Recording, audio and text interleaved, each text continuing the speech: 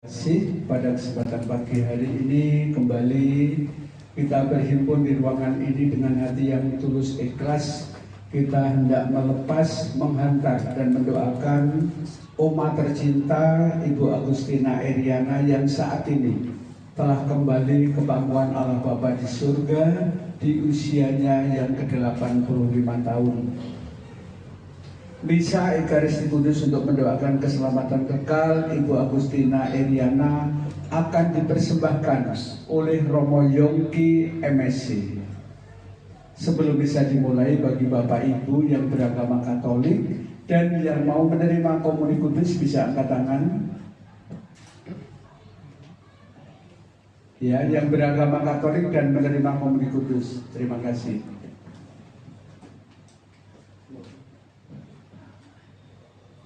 Untuk mengawali misa pagi hari ini, kami mengundang Bapak Ibu untuk bangkit berdiri. Kita naikkan madah pujian dari buku halaman 87. Buku halaman 87, lagu nomor 1. Yesus Juru Selamat kami. Yesus Juru Selamat kami, atas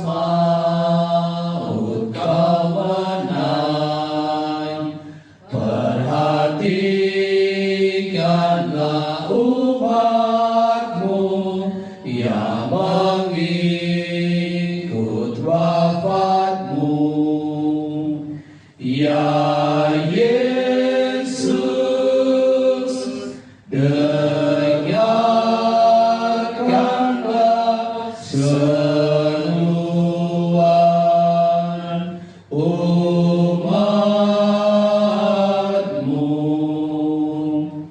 Yesus, Engkau sang penghibur bagi orang yang sedih. Liburlah hati umatmu dan teguhkan imannya, ya Yesus, dengarkanlah seruan umatmu.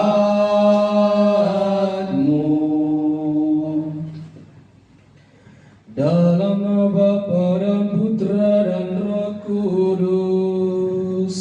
Amin. Semoga Allah yang telah membangkitkan Yesus dari alam maut melimpahkan penghiburan iman kepada saudara-saudari sekarang dan selama-lamanya. Selamat pagi Bapak Ibu, saudara-saudari yang terkasih, keluarga besar Ibu Agustina Eriana. Kita berkumpul pada kesempatan pagi ini sebelum berpisah dengan ibu kita terkasih, Oma kita Agustina. Marilah kita mengucapkan selamat jalan kepadanya. Semoga doa yang melambangkan cinta meringankan duka dan menumbuhkan iman kita, sebab kita berharap akan berjumpa lagi dengan Oma kita, ibu kita ini dalam keluarga abadi, yaitu bila Kristus datang sebagai pemenang atas maut dan mengumpulkan semua sahabatnya dalam kerajaan Bapa. Marilah kita ingin sejenak mengakui di hadapan Allah bahwa kita ini orang berdosa, agar kita lebih pantas dan layak merayakan peristiwa keselamatan ini, mendengarkan sabda Tuhan dan menyampaikan doa-doa kita bagi keselamatan jiwa dari ibu kita terkasih Agustina Eriana. Saya mengaku kepada Allah yang Maha Kuasa dan kepada saudara sekalian bahwa saya telah berdosa dengan pikiran dan perkataan, dengan perbuatan dan kelalaian. Saya berdosa, saya sungguh berdosa. Oleh sebab itu saya mohon kepada Santa Perawan Maria, kepada para malaikat dan orang kudus, dan kepada saudara sekalian, supaya mendoakan saya kepada Allah Tuhan kita. Semoga Allah yang Maha Kuasa mengasihani kita, mengampuni dosa kita, dan menghantar kita ke hidup yang kekal. Amin. Tuhan kasihanilah kami, Tuhan kasihanilah kami.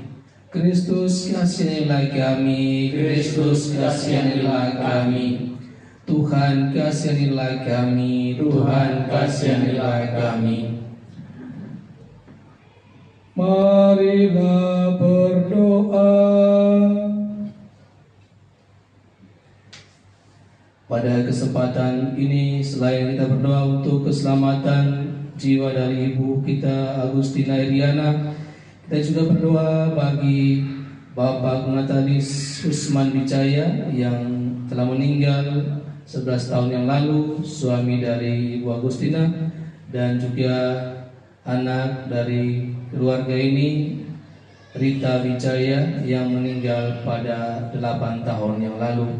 Semoga mereka semuanya berbahagia dalam kerajaan Allah. Allah kekal dan kuasa, Engkaulah sumber kehidupan bagi manusia di dunia dan sumber kebahagiaan bagi para kudus di surga. Kami mohon dengan sangat bagi ibu, saudari kami terkasih Agustina Iriana, bebaskanlah dia dari segala hukuman dan terimalah dia dalam kerajaan-Mu yang mulia dengan pengantaran Yesus Kristus Putra-Mu Tuhan kami, yang bersama dengan Dikau dalam persatuan Roh Kudus, hidup dan berkuasa Allah sepanjang segala masa. Amin. Silahkan duduk, kita dengarkan sabda Tuhan.